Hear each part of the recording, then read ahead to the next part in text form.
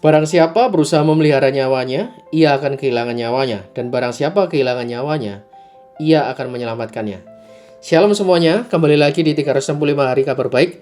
Dan hari ini bacanya dari Lukas 17, 26-37. Pada suatu ketika Yesus bersabda kepada murid-muridnya, sebagaimana halnya pada zaman Nuh, demikian pula kelak pada hari Anak Manusia.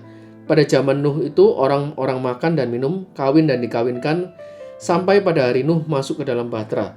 Lalu datanglah air bah dan membinasakan mereka semua. Demikian pula yang terjadi pada zaman Lot.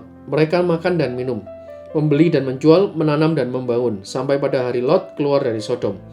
Lalu turunlah hujan api dan belerang dari langit dan membinasakan mereka semua.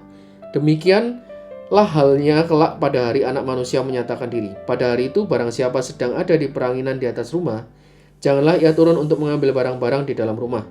Demikian pula yang sedang berada di ladang, janganlah ia pulang. Ingatlah akan istri Lot. Barang siapa berusaha memelihara nyawanya, ia akan kehilangan nyawanya. Dan barang siapa kehilangan nyawanya, ia akan menyelamatkannya. Aku berkata kepadamu, pada malam itu, kalau ada dua orang di atas ranjang, yang satu akan dibawa dan yang lain ditinggalkan. Kalau ada dua orang wanita yang sedang bersama-sama menghilang, yang seorang akan dibawa dan yang lain akan ditinggalkan. Kalau ada dua orang di ladang, yang seorang akan dibawa dan yang lain akan ditinggalkan. Para murid lalu bertanya, di mana Tuhan? Yesus menjawab, di mana ada mayat, di situ berkerumun burung nasar. Demikianlah sabda Tuhan, terpujilah Kristus. Teman-teman, dua poin seperti biasa yang bisa kita pelajari. Yang pertama, banyak cerita di Alkitab, di Injil ini, bahwa orang-orang yang gak layak, yang gak serupa segambar dengan Tuhan, akan ada waktunya, ada penghakiman ketika Tuhan datang, ya, akan ada penghakiman karena dari konsekuensi atau buah dari dosa, ya.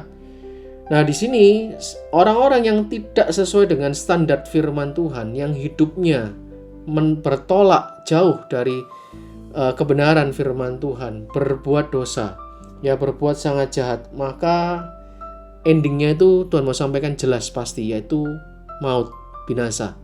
Dan ini udah terjadi berulang-ulang sebagai peringatan, sebagai reminder atas kita. Gak perlu sebuah tanda yang gimana, kita akan jelas merasakan ketika hal ini datang. Orang-orang yang gak oke ini tadi, ya, orang yang hidupnya penuh dengan dosa, tidak mau ada pertobatan di situ, pasti akan binasa.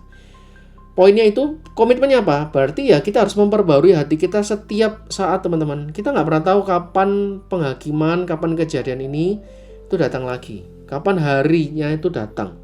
Ya, judgment day-nya itu kapan.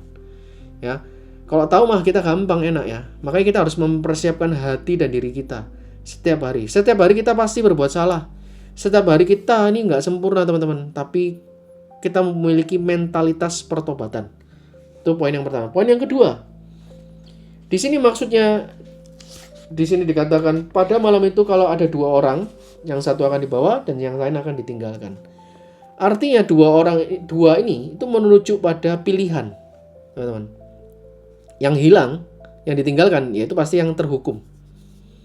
Nah, yang orang-orang yang memiliki hatinya takut akan Tuhan, mempraktekkan firman Tuhan, menjadi pelaku firman, maka itu yang akan diambil oleh Tuhan, ya, dipelihara oleh Tuhan, ya, dinyatakan oleh Tuhan, dibangkitkan. Nah, ini ngomong tentang pilihan. Saya nggak lagi ngomong tentang teologinya atau dogmanya, tapi saya membahas tentang pilihan. Hidup ini pilihan. Setiap hari kita bangun pagi besok, Tuhan kasih kesempatan untuk kita memilih. Kita mau tetap melakukan berbuat dosa, tidak ada pertobatan di situ, atau kita memilih hidup kita ini dipenuhi dengan pertobatan, sehingga Tuhan bisa meraja dalam kehidupan kita. So, pilihan teman-teman apa? Itu poin yang kedua. Saya yakin, saya berdoa juga supaya teman-teman memilih, tidak hanya memelihara fokusnya hanya ke dirinya sendiri, tapi teman-teman juga fokus, ya, untuk kerajaan yang akan datang. Fokus, ya, mengorbankan dirinya untuk ikut bersama dengan Tuhan, tidak egois, tidak memilih apa yang hanya ada di dunia ini.